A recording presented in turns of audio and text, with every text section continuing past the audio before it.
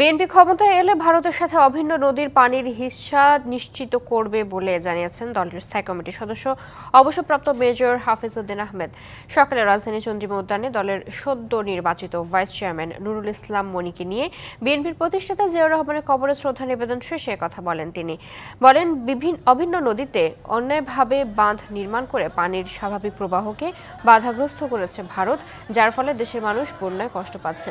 বলেন, বন্যার্তদের পাশে দাঁড়াতে ঘরে ঘরে ত্রাণ পৌঁছে দিচ্ছে বিএনপি।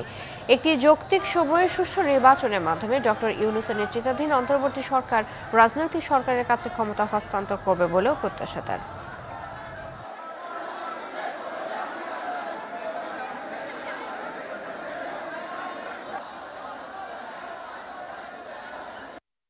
জনগণের রায় নিয়ে যদি বিএনপিকে দায়িত্ব দেয় জনগণ, তাহলে আমরা প্রত্যেকটা নদীর ন্যায্য হিস্সা আমরা বাংলাদেশের জনগণের জন্য অধিকার করতে পারবো এবং এটার ব্যবস্থা আমরা করতে পারবো।